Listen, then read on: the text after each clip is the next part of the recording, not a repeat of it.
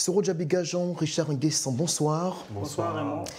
Ce mardi, on a été quand même tous surpris, en tout cas bon nombre d'Ivoiriens, par cette déclaration de Jean-Yves Esso, qui est connu comme l'un des plus fervents défenseurs au sein de l'appareil politique du PDCI-RDA de la cause du président Tidjane Thiam.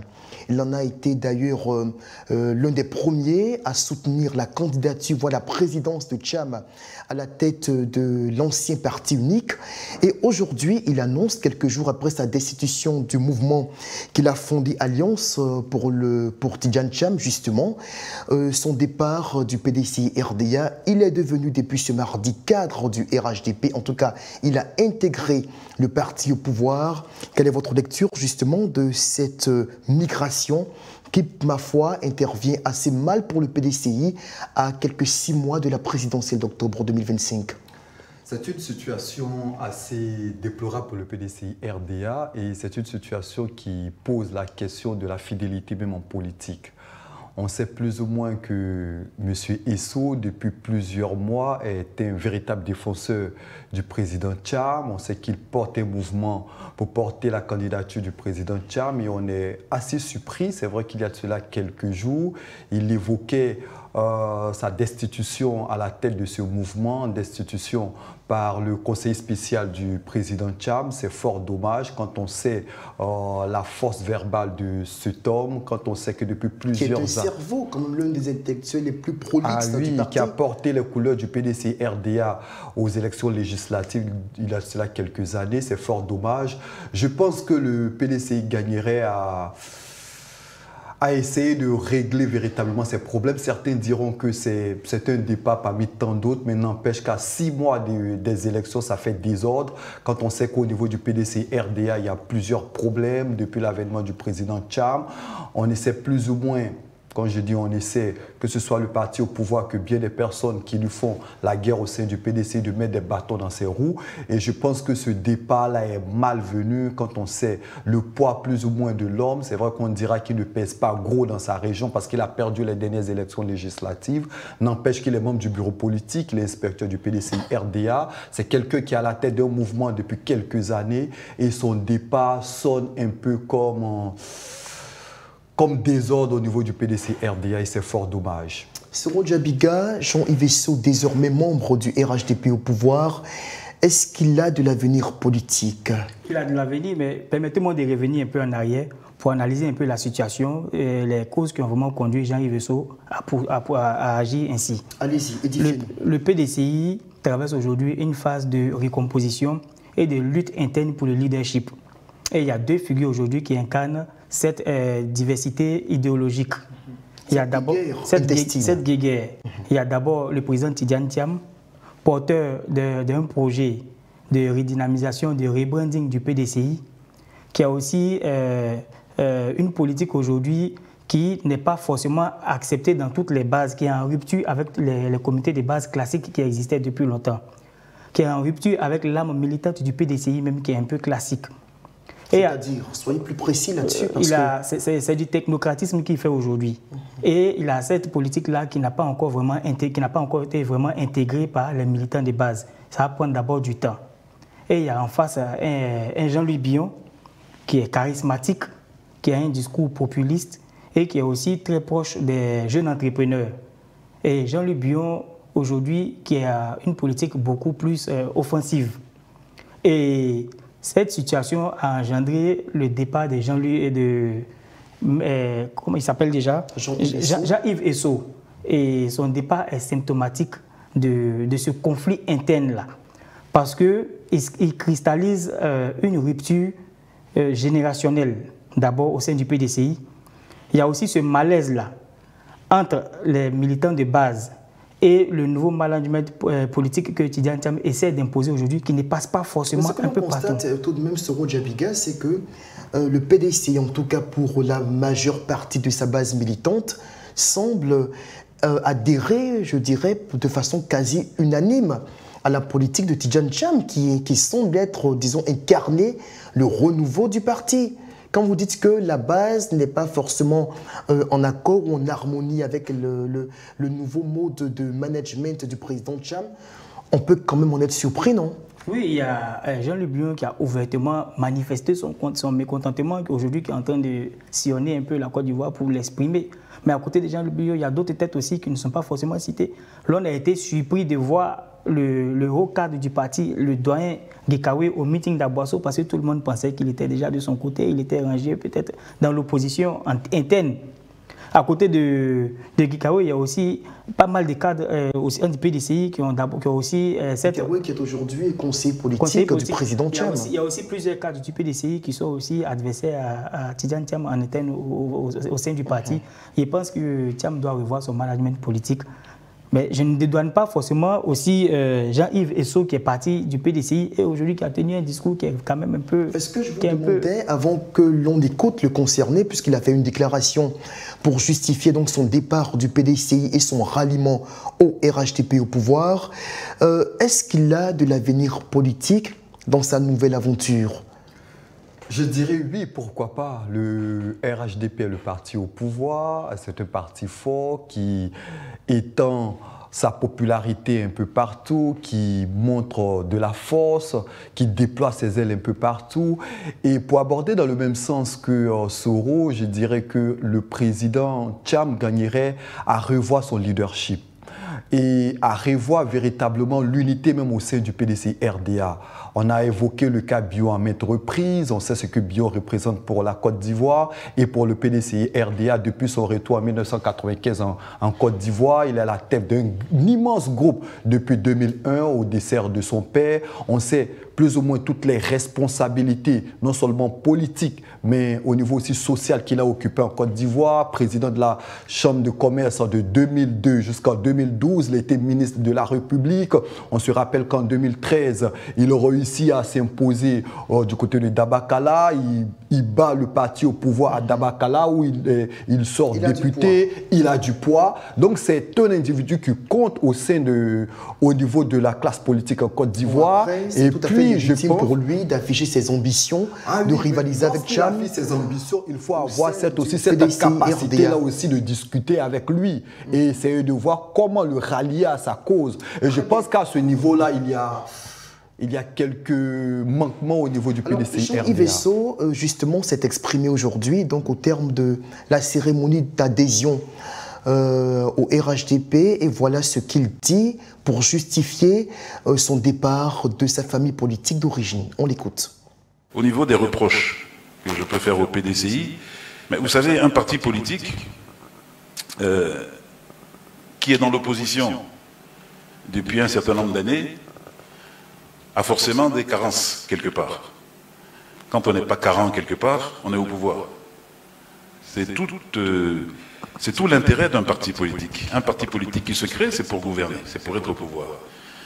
Si on l'a été une fois, on a été bon.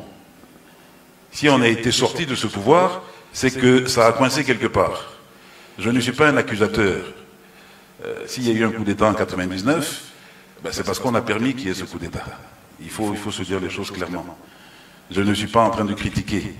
Si depuis 1999 on ne revient pas au pouvoir, c'est que nous sommes carents quelque part. Voilà. Ces carences se perpétuent, à mon sens. C'est mon analyse personnelle. Ces carences se perpétuent. Les choix stratégiques sont faits de telle manière qu'on se maintienne dans l'opposition. Ça a été le cas en 2020, où j'ai été l'un de ceux qui a crié le plus qu'il ne fallait pas faire de boycott, que c'était suicidaire. On l'a fait. Aujourd'hui, je suis l'un de ceux qui dit la communication politique du PDCI est inexistante. Il faut s'organiser, il faut faire une communication politique structurée, stratégique. Je ne suis pas entendu. Ça, c'est une carence qui nous envoie dans le mur. J'ai 56 ans. Je n'ai pas envie d'être opposant jusqu'à 70 ans. J'ai 56 ans, je n'ai pas envie d'être opposant jusqu'à 70 ans. Soro Djabiga, commentaire sur cette déclaration qui vient faire chuter ce justificatif invoqué par Jean-Yves Esso pour justifier son départ du PDCI. Pour justifier son départ, il a évoqué plusieurs arguments qui auraient pu être pris en compte, pris au sérieux. Mais la chute a carrément biaisé son argumentaire. Quand on entend dire j'ai 56 ans, je ne vais pas avoir 70 ans. Comment est-ce que vous interprétez justement cette phrase-là? De façon claire, vous voulez dire? Bien, allez-y. Il allait manger. Lâchez-vous. Il allait manger. Il allait au restaurant. Et je trouve cette situation vraiment gênante. Et ça donne, j'ai pas fini. Oui, mais justement, avant que vous ne rebondissiez, j'aurais préféré. Vous pensez aussi avec ce rôle qu'il est allé manger en griffe? J'aurais préféré qu'il revoie la chute. Allez-y, poursuivez votre argumentaire. Son agissement, pas que lui. Avant lui, il y avait Basile Gouali de dos et d'autres cadres aussi. Ça donne du grain à moudre aux nouvelles générations qui veulent s'engager en politique.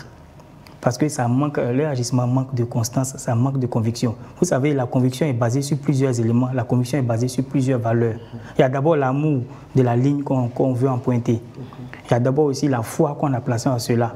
Et il y a les projets auxquels on croit. Il y a la vision qu'on a épousée. Et du jour au lendemain, quand on trahit cette conviction-là et qu'on épouse encore une nouvelle ligne, et ça paraît un peu hypocrite parce qu'il faut tout recommencer. Il faut commencer à nourrir d'autres projets, il faut avoir une nouvelle vision. Le parti qu'on a critiqué hier, aujourd'hui on devient un défenseur de ce parti. Mais comment on le critiquait hier? Il était l'un des grands défenseurs de Tidjane Thiam. Il était l'un des grands défenseurs, l'un des plus grands profondeurs de ce régime. Il les attaquait avec des arguments vraiment solides, avec véhémence. Les traces sont encore là. Il a adressé un message vraiment virulent et dur à l'endroit de Basile Gouali quand il a quitté le PDCI pour aller au RHDP. Aujourd'hui, comment il va le regarder? Mais ils s'y sont rejoints aujourd'hui tout simplement. Moi il y a une image qui me venait en tête. J'aurais voulu qu'aujourd'hui, pendant la cérémonie de réception, ce soit Basile Gouali qui lui remette le pagne du RHDP. On allait voir un peu comment ça... Cela viendra peut-être. Alors, on va écouter justement la réaction de Michel Betta au PDCI RDA. Évidemment, il fallait s'y attendre. Tout le monde ne partage pas cette décision de Jean-Yves Esso de rejoindre le RHDP. Ils l'ont clairement exprimé et on va donc suivre ce que dit Michel Betta de ce départ. Il est le directeur du quotidien Le Bélier, quotidien pro-PDCI. On l'écoute et on revient sur le plateau. Quelle est votre lecture de ce départ-là?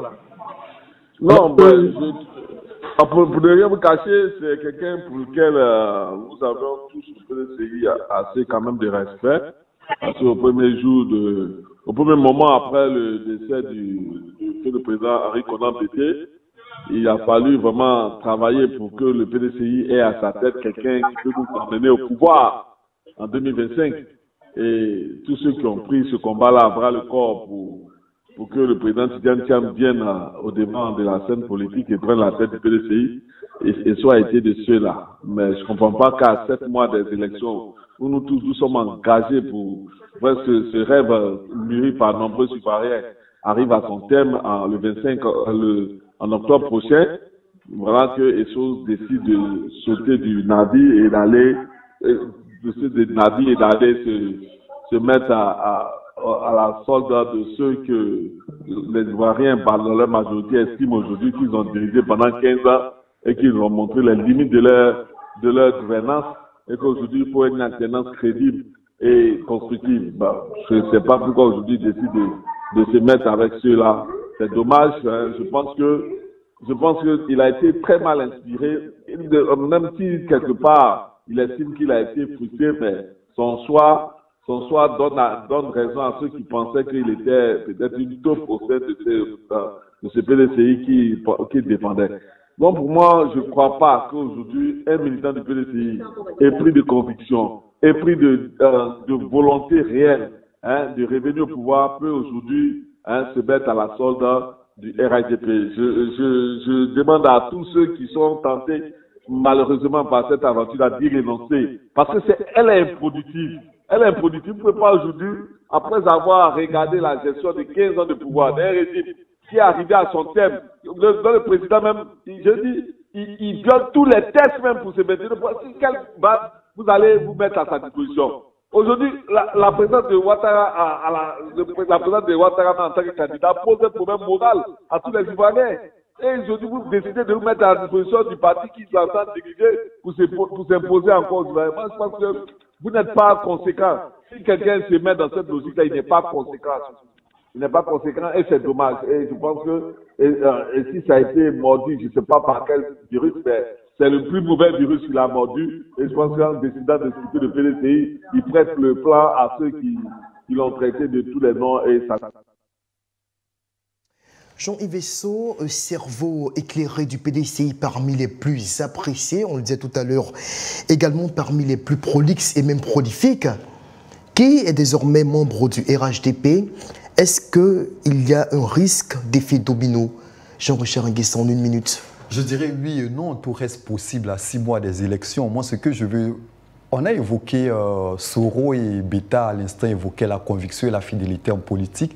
Mais moi, je veux mettre surtout en avant l'ouverture aussi au niveau du RHDP. On en parle très peu, mais voilà un parti qui, en dépit de tout ce qui se raconte, en dépit de toutes ces personnes qui ont critiqué hier le parti, mais c'est un parti qui ouvre, n'empêche, ses bras. Qui ouvre ses bras, on l'a vu il y a cela quelques semaines avec M. Tefou, on l'a vu avec Amontano qui avait été très virulent vis-à-vis du président Alassane Ouattara, mais le président Ouattara avait eu cette force, cette sagesse-là de le recevoir à nouveau. Vous avez évoqué le cas Gwali, aujourd'hui Jean-Yves Esso qui a été très critique vis-à-vis du RHDP. C'est un parti assez fort, mais qui, ayant le mérite de le reconnaître, qui ouvre ses bras à toutes ces personnes qui sont de véritables critiques. Est-ce qu'il y a un risque d'effet domino que d'autres cadres du parti ou militants soient tentés par la destination RHDP? Vous savez, nous sommes en politique, les choses sont dynamiques et le risque zéro n'existe pas. Mais je pense que le risque sera vraiment minimisé avec le grand leadership que Tidiane Thiam a pu étendre. Il a pu faire planer sur tous les partis politiques. Je pense que les risques de mercato, comme on l'appelle dans le jargon, sont vraiment minimisés. Moi, je ne pense pas du tout. Juste avant de conclure sur le sujet donc, du PDCI-RDA, on va quand même suivre cette vidéo qui n'a rien à voir fondamentalement avec le cas Jean-Yves Esso. C'était hier, lundi 7 avril, lorsque le vice-président Émile Constant Bombé, très bien connu ex-ministre de l'Intérieur du temps du président Bédié, s'est rendu avec une délégation forte de premier rang du parti au caveau familial des Boigny à Yamoussoukro pour y déposer des gerbes de fleurs. Il y a prononcé un discours qui pourrait sembler partisan à certains égards, alors que s'annonce la convention élective du parti pour la présidentielle d'octobre prochain. On va l'écouter. Chacun y fera sa propre appréciation et de retour sur le plateau, on aura l'occasion très rapidement de balayer ce sujet. Ouvertement, le président, au fait, a dit à toute la nation ivoirienne que ses héritiers, ce sont les Thiam. Aujourd'hui, c'est un de ses héritiers, c'est-à-dire le dernier de tes enfants, qui prend les rênes du PDCI-RDA. Et c'est autour de lui que nous sommes aujourd'hui pour faire en sorte que la continuité soit une réalité et que la paix, qui a été le leitmotiv du président Houphouët-Boigny, soit retrouvée en Côte d'Ivoire et que nous puissions nous retrouver dans un avenir très proche, dans la joie, pour venir vous dire merci après les élections du mois d'octobre. En attendant, reposez en paix et que l'Esprit nous accompagne. Qui nous a dit à tous que ses héritiers sont les Thiam. Aujourd'hui, le dernier d'entre eux qui cherche à s'imposer, non seulement, enfin qui s'est imposé, et à la tête du PDCI, qui cherche donc à prendre le pouvoir d'État en Côte d'Ivoire, alors que le bureau politique vient de fixer donc la date ou le délai de dépôt des candidatures pour la présidence, pour la candidature du parti à la présidentielle d'octobre prochain, du 8 au 10. Donc il nous reste à peine 48 heures avant que ce chapitre soit bouclé. Et la direction du parti, pratiquement au grand complet, annonce devant le tombeau du père fondateur que l'héritier que tu nous as laissé, que nous connaissons, que nous reconnaissons, c'est Tidiane Thiam. Jean-Richard Nguessan, je préfère Jean-Marc. Cela montre véritablement le soutien des cadres au président Thiam. C'est vrai que je dirais que ça fait désordre à quelques heures de la clôture de la liste par rapport à la convention. Quelle est l'image ou quel est le message que doyen Bombé veut faire passer, je pense que ça démontre, comme on l'a toujours dit ici, qu'au niveau du PDCI RDA, le choix est fait et le choix reste là, le président Cham. Soro Djabiga, Tidjane Cham, d'emblée élu président, enfin candidat du parti à la présidentielle, peut-être qu'il ne sert plus à Bion de se jeter à la course. Je l'ai dit hier, je reviens un peu sur le message du doyen Bombé. Très rapidement. Il y a deux enjeux dans son message. Il y a d'abord un message subliminal qu'ils adressent aux profondeurs de Thiam qui disent qu'il n'est pas ivoirien. Quand il dit, voilà ton héritier aujourd'hui qui veut être candidat. Le deuxième message, c'est pour dissuader toutes les velléités internes qui veulent aller candidater contre Tidjane Thiam à la convention. Et vous parlez tout à l'heure de Bion, je vous l'ai dit hier, et je ne vais pas cesser de le répéter, Jean-Luc Bion a toujours entretenu un mystère, un mythe autour de son profil, autour de son véritable potentiel politique. Parce qu'il faut le dire, il a quand même remporté des élections dans sa localité. Ça reste quand même local. Mais il a une candidature à l'élection présidentielle, il a été soutenu par le parti. Mais là, il vient affronter maintenant un gros poids comme Tidjane Thiam à l'intérieur du parti. Je pense que ça va le mettre véritablement, il sera véritablement mis en minorité. Mais on passe rapidement au second sujet. Malheureusement, le temps est vraiment très court. Allez-y, vous avez 10 secondes. Ce que je veux préciser assez rapidement, c'est que Jean-Louis Bion était un enfant des élections.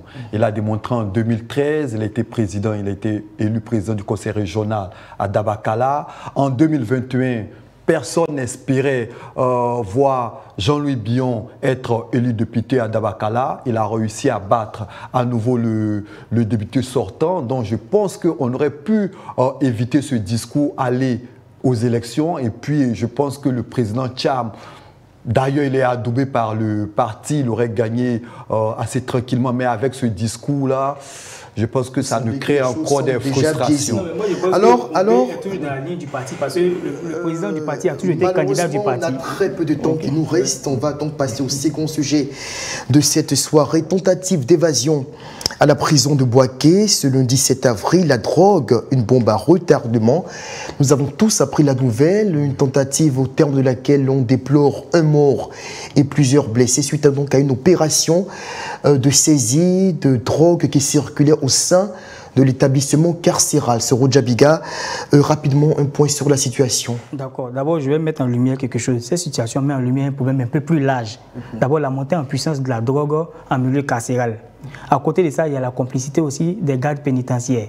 Si on y prête attention, ça va devenir très grave. Parce qu'il y a 2 jours de cela, il y a 4 jeunes filles qui ont été arrêtées à la prison civile. Elles partaient donner à manger d'Abidjan. Elles partaient donner à manger à un détenu. Et quand on fouille dans leur bagage, dans la sauce, on trouve des boules qui ressemblaient à des morceaux de viande, mais en réalité, c'était des sachets qui contenaient des sticks de drogue. Et ces jeunes filles ont été surnommées le gang du Baouin parce que c'est dans la sauce Baouin que ces morceaux de viande et ces boules de cannabis ont été introduites.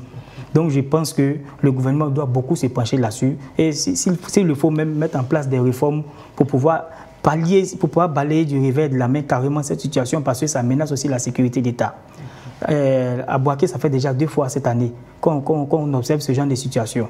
Et c'est vraiment déplorable, ça menace la paix sociale, ça menace la quiétude, surtout en cette période sensible préélectorale, c'est vraiment compliqué. Jean-Michel Nguesson, est-ce que notre système carcéral est préparé à ce genre de défi? C'est vrai, ce n'est pas un phénomène qui est propre à la Côte d'Ivoire. Ailleurs dans le monde, on le voit dans beaucoup de pays, même au niveau de nos régions africaines. La drogue circule à foison à l'intérieur de nos prisons. Outre-Atlantique, pareil, même en Occident. Mais est-ce qu'en Côte d'Ivoire, on a une politique qui nous permet de lutter efficacement contre cette gangrène? Moi, ce que je veux relever avant de répondre à votre question, c'est qu'aujourd'hui, aucun pan de notre société n'échappe à la drogue.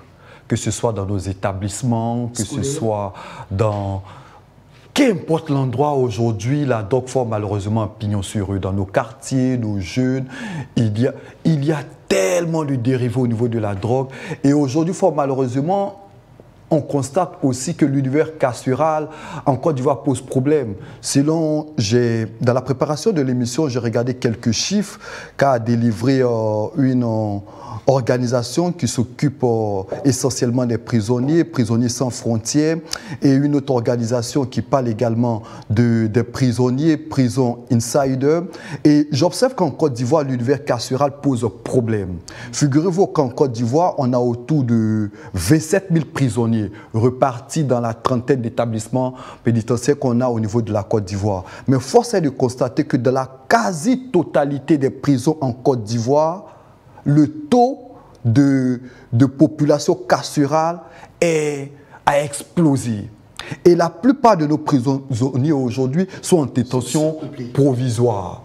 Cela pose véritablement un problème. Il faut régler le problème à la racine. Aujourd'hui, nos prisons sont surpeuplées. Lorsque vous prenez tout simplement la MACA, selon les chiffres officiels de l'État de Côte d'Ivoire, c'est autour de 5000 personnes. Sur, en principe, 1500 places. Mais selon les chiffres de prisonniers... C'est exorbitant. Mais figurez-vous que selon les chiffres de Prisonniers sans frontières, c'est plus de 10 500 détenus qu'on a au niveau de la MACA. Cela plus inquiétant. Cela montre véritablement qu'aujourd'hui, il y a un véritable problème au niveau des prisons en Côte d'Ivoire. Et la prison de l'appareil judiciaire ivoirien. Parce que si on a autant de détention provisoire, cela permet quand même de déceler une faille au niveau de l'évacuation des procédures judiciaires. Effectivement, et cela pose un gros problème. Le taux d'occupation aujourd'hui au niveau des prisons en Côte d'Ivoire est le plus, figurez-vous, elle est des plus élevées au monde avec plus de 297%. C'est énorme.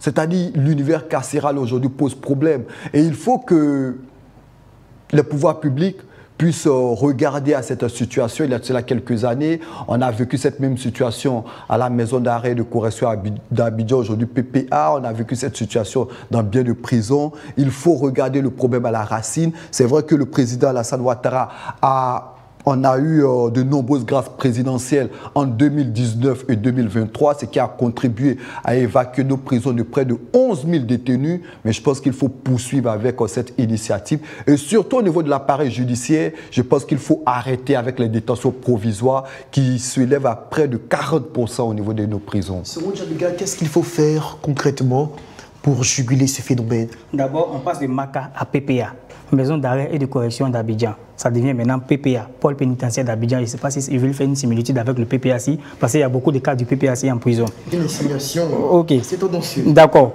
MACA, Maison d'arrêt et de correction d'Abidjan. Cette institution est censée corriger les détenus et quand ils sortent, ils deviennent des personnes réhabilitées et restaurées pour pouvoir intégrer la vie sociale.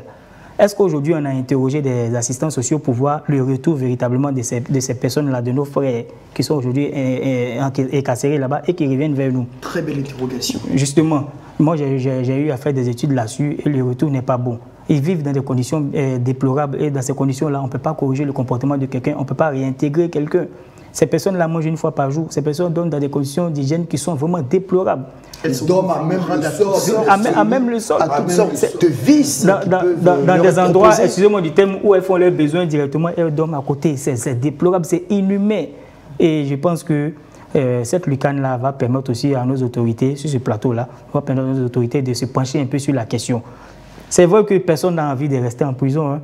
Mais quand vous voyez des détenus qui s'efforcent de vouloir s'échapper, c'est que les conditions sont vraiment invivables là-bas. Et je pense qu'il faut jeter un regard là-dessus aussi. Et puis, il faut dire que comme là-bas, tous les moyens sont bons pour se faire de l'argent. Du coup, on ouvre la voie à toutes sortes de trafics illicites. Justement, d'où l'expansion du marché de la drogue, toutes les qualités de la drogue, cannabis, Odikouche, qui est très prisé, qui se vend là-bas comme des petits pains. Mais où ces détenus-là gagnent de l'argent? Des détenus aujourd'hui qui font des panels sur TikTok, alors que les téléphones sont interdits là-bas. Je pense que cette complicité, cette proximité-là entre les détenus et les gardes pénitentiaires doit être aujourd'hui vraiment mis à nu pour qu'on puisse véritablement assainir ce milieu-là et rééduquer ces personnes-là. Parce que quand elles sont là-bas, c'est parce qu'elles ont commis des erreurs. On le dit toujours, nous sommes des prisonniers en suicide. Mais quand on commet une erreur qu'on est introduit là-bas, c'est pour pouvoir corriger cela et ressortir. Mais ce n'est pas pour aller encore faire des complicités. On a connu des personnes ici qui ont été emprisonnées et qu'on revoit encore dehors. Je ne vais pas citer de nom, sinon l'État risque de les saisir pour les remettre là-bas, mais il faut qu'on revoie ce... Il y a un véritable problème donc dans nos prisons à ce... Oui, un gros problème. Et moi, je pense que l'un des problèmes aussi, c'est l'accès aux activités, aux formations dans les différentes prisons. Et l'accès à l'éducation, qui est largement insuffisant. Je pense que si les prisonniers sont occupés à une formation, à des activités au quotidien, je pense que à leur sortie, on gagnerait des citoyens plus ou moins... Il faut revoir leurs conditions de séjour carcéral. Ah oui, les normes en matière d'hygiène posent problème. Il a évoqué les personnes qui dorment à même le sol dans des cellules surpeuplée. Et je pense que toutes ces situations-là font qu'aujourd'hui, on peut voir ce qui nous a été donné de voir il y a cela quelques heures. Avec cette dernière question, est-ce que le trafic de drogue est une bombe à retardement dans notre secteur carcéral qui peut éventuellement déborder dans des proportions qu'on ne maîtrise pas pour l'instant? Ah oui, vous savez, la drogue, tout le monde le sait, c'est un gros business avec de gros sous. Et lorsque quelqu'un est dans ce business-là, que vous voulez lui couper ce business-là, forcément, il va essayer de passer par des voies détournées ou essayer de trouver certaines pratiques pour remettre en selle cette pratique. Je pense que c'est fort dommage. L'État gagnerait à surveiller un peu plus nos prisons afin que la drogue n'y entre pas. Soro Djabiga, votre dernier mot sur le sujet? Je vais abonder dans le sens de mon confort. Il faut regarder surtout sur la sécurité des prisonniers aussi. Il faut regarder surtout du côté de la drogue, qui est une bombe à retardement parce que l'expansion de la drogue est assez prononcée dans ce milieu-là, dans toutes les prisons de la Côte d'Ivoire. Donc c'est un problème qui est vraiment à prendre en compte. Troisième et dernier sujet de notre émission, la grève des enseignants. On en reparle encore ce mardi pour la énième fois. Le mouvement s'est poursuivi encore aujourd'hui, mardi 8 avril, avec la fermeture de nombre d'établissements secondaires et même primaires par moment à travers le pays. Soro Djabiga, vous avez certainement suivi au cours de la journée l'évolution des choses, plus ou moins. On a l'impression que, en dépit, c'est vrai qu'il y a eu rencontre aujourd'hui entre les grévistes et la ministre de l'Éducation nationale, Maratou Koné, mais on a l'impression que la détermination ne faiblit aucunement après près d'une semaine dans le camp des enseignants grévistes. C'est le bras de fer que le gouvernement a engagé qui a renforcé, encore qui a cristallisé la détermination des grévistes. Je pense qu'on n'aurait pas dû arriver là, on aurait dû plutôt privilégier la voie du dialogue et on n'en allait pas arriver là. Aujourd'hui, ils se sentent forts. Personne, je dis bien personne n'avait imaginé que les grévistes allaient arriver à ce niveau. À la veille, quand la ministre a lancé le mot d'ordre pour dire que tous ceux qui ne seraient pas à leur poste le lendemain seraient considérés comme démissionnaires, on a interrogé des enseignants mais qui n'étaient pas sûrs d'aller à l'école le lendemain, ils ne savaient pas ce qui allait arriver. Parce que tout le monde travaille aujourd'hui pour pouvoir subvenir à ses besoins. Mais aujourd'hui, les enseignants sont plus que jamais déterminés, je vous le dis. Quand on venait ici, on a eu à interroger des enseignants qui étaient même prêts à venir intervenir à visage découvert. Ils n'ont plus peur parce qu'ils savent aujourd'hui que le rapport de force a balancé à leur faveur. Qu'est-ce qui s'est passé aujourd'hui? La ministre de l'Éducation nationale qui reçoit l'intersyndical. On va y revenir dans le deuxième volet de développement de ce sujet-là, mais d'abord sur le point de la grève pour cette journée. La grève a été observée à plus de 90% du territoire aujourd'hui. Et ça ne choque plus personne, on était plutôt choqués. Même à Abidjan, on était plutôt choqués hier. Mais aujourd'hui, c'est une continuité. Et il ne faut pas que ça devienne une norme dans les consciences collectives. Aujourd'hui, les grévistes, j'ai vu Blé marcher aujourd'hui, mais avec beaucoup d'assurance. Il est fier, il est sûr de lui, il sait aujourd'hui qu'il a un poids, il est soutenu par la population. Et ce qui choque, il est soutenu même par les élèves aussi. Les élèves, en principe, devaient le voir peut-être comme son bourreau en griffe. Mais il est soutenu même par les élèves. Et aujourd'hui, Maratou Koné, la ministre, est vraiment à une position un peu inconfortable face à cette situation parce qu'elle avait déjà brandi le bâton. Aujourd'hui, elle est en train d'essayer de rattraper la situation. Je pense que aucune œuvre humaine n'est parfaite. Il faut saluer déjà la sagesse qu'il a habitée. Et on a toujours connu la ministre Maratou Koné comme une dame de paix.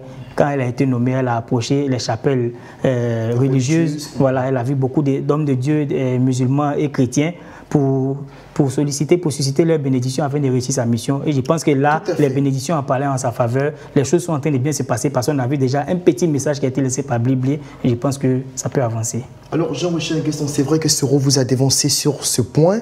Parlons de la rencontre justement entre Madame la ministre et les grévistes avec à leur tête le nommé Blé David.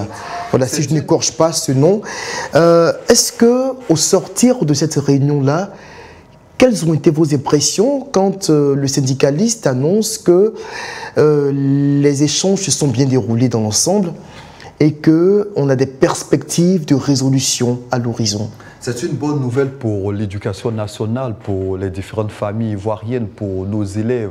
Vous savez aussi bien que le droit à la grève est un droit assez légitime. Le droit à l'éducation aussi est également légitime. Et je pense que, comme l'a dit Soro à l'instant, la sagesse habite les uns et les autres. Aujourd'hui, on a assisté à une belle rencontre et j'espère que la rencontre, les concertations vont se poursuivre pour le bonheur de nos élèves. Vous savez, on est à quelques semaines des examens à grand tirage. C'est une période assez propice pour les révisions, mais fort malheureusement, on constate que c'est le débrayage d'un bon nombre d'établissements. Comme il a dit, les enseignants tiennent fermement à cette prime, ils ne jouent que par cette prime, ils attendent cette prime, ils veulent cette prime. Je pense que le gouvernement gagnerait à négocier avec eux. Est-ce que la Côte d'Ivoire a les moyens aujourd'hui de donner cette prime aux enseignants? Je ne crois pas, mais je salue. Par un resserrement budgétaire, c'est encore possible. Hein. Ah oui, mais je salue déjà cette initiative de la ministre qui montre cette volonté de discussion et je pense qu'on est en train de voir de belles choses. On espère que jusqu'à la fin de cette semaine, les cours vont reprendre sur l'ensemble du territoire national. Soro Djabiga, le dénouement imminent de ce conflit, de ce bras de fer entre ministères ou entre gouvernement et syndicats grévistes du secteur de l'enseignement, vous y croyez? J'y crois et je pense que dans les deux camps, chacun va faire des concessions. Je pense que le gouvernement se prépare à faire des concessions aux syndicalistes et plus globalement aux enseignants. Et de son côté aussi, le groupe syndical qui est en train de manifester est aussi prêt à faire des concessions afin d'aplanir la situation. Le problème qu'il pose est réel, il est factuel. On a entendu un chroniqueur dire qu'un instituteur paie à 340 000, mais c'est faux. C'est faux. Je ne vais pas évoquer le salaire d'un instituteur sur ce plateau-là. Mais aujourd'hui, avec la vie qui devient chère en Côte d'Ivoire, le loyer devient cher, le transport devient compliqué. Les instituteurs préfèrent être affectés à l'intérieur du pays et se déplacer aisément pour pouvoir travailler. Un professeur aujourd'hui vivre décemment en Côte d'Ivoire, à Abidjan ici, c'est compliqué, le loyer est cher, c'est le véritable problème, les factures sont chères. Quand ces personnes-là demandent des primes, c'est pour pouvoir véritablement améliorer leurs conditions de vie sociale. Ce sont des revendications humaines et humanitaires. Il faut les prêter, il faut les écouter. Il y a une frange de la fonction publique qui est chouchoutée. Mais quand on fait le ratio en termes de niveau d'études, d'efforts, de contributions, les enseignants pèsent beaucoup dans la balance. Pourquoi ne pas les écouter? Pourquoi mépriser leur voix? Je pense qu'il faut les écouter. Alors, au centre de tout ce conflit, on a les élèves, les apprenants, qui sont les premières victimes de ces tiraillements entre gouvernement et grévistes. Et au-dessus de ces élèves-là, on a les parents qui payent leurs cours, qui espèrent justement que leurs enfants bénéficient de conditions d'éducation adéquates pour se garantir un avenir prometteur. Nous avons interrogé donc le président, rappelez-nous son identité. Qui est le président? Qui est le président des élèves et des parents d'élèves et d'étudiants de Côte d'Ivoire. Alors, il s'est confié à vous il y a cela quelques heures pour exprimer son ras-le-bol, tout en espérant que très vite, cette situation va se régler parce que pour lui, il n'est aucunement question de souscrire à une éventualité d'année blanche en Côte d'Ivoire. On l'écoute. L'école les enseignants sont en grève. C'est la troisième grève qui est en train de s'opérer. Au premier trimestre, nous avons eu une grève de 3 jours. Et puis, depuis 2 ou 3 ou 4 jours, il y a eu une grève de 2 jours et une grève dite de reconductible. Et donc, ce qui a entraîné la fermeture hier, les écoles hier, lundi et aujourd'hui mardi.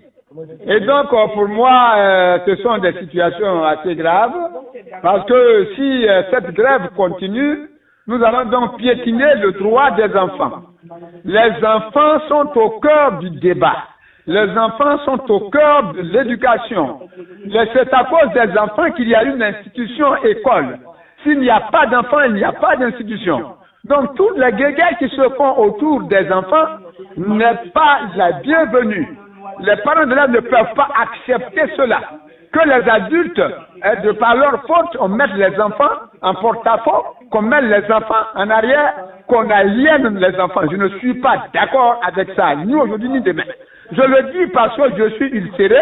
Je viens de lire un article tout à l'heure qui dit que les syndicalistes ont été appelés par le ministre de l'Éducation nationale et ils sont allés à une réunion. À l'issue de la réunion, certains ont été interpellés au plateau. en le faisant de cette façon, ça veut dire qu'on n'a pas une volonté ferme de régler le problème. Je lance un appel au calme et à la retenue, que chacun joue franc jeu pour que nous puissions régler ce problème qui est important.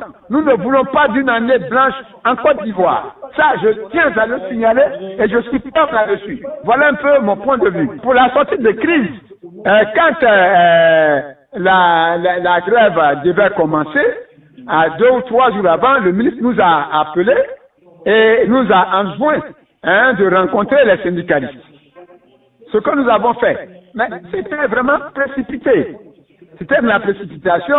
Et nous avons donc demandé qu'ils suspendent, enfin qu'ils soient à la grève. Malheureusement, la grève a éclaté.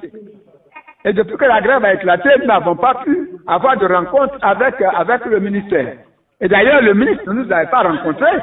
Nous avons rencontré le coordonnateur principal, le coordonnateur général. Donc, je pense qu'il faudrait qu'il y ait un dialogue entre les parents d'élèves et le ministère pour qu'ensemble nous puissions rencontrer les enseignants. Mais tel que ça se fait, on commence par mettre la violence. Il y a déjà un en prison. On n'a pas encore pu régler. Donc, les conditions de dialogue ne sont pas réunies parce que moi, je ne veux pas risquer ma vie en allant me faire arrêter comme ça. C'est pas normal. S'il y a la violence comme ça, on ne peut pas régler le problème. Il faudra qu'il y ait le calme, qu'il y ait la confiance entre nous. Parce que si on vous appelle à une réunion et que vous allez le cœur battant, c'est pas normal. Pour une grève, pour désamorcer une grève, on n'a pas besoin d'enfermer, d'interpeller les agents. Ce qui me paraît anormal. Ça me paraît anormal parce que là, les ministres ne créent pas les conditions favorables pour un dialogue franc. Voilà. On m'appelle pour une réunion et puis j'arrive, on m'arrête. Est-ce que ça c'est normal? Ça ne peut pas nous galvaniser à aller vers eux.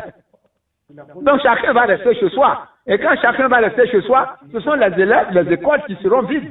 Et les écoles vides, ça va entraîner de mauvais résultats à la fin de l'année. Les conséquences d'une grève sont multiples. Les enfants peuvent avoir perdre conscience en eux.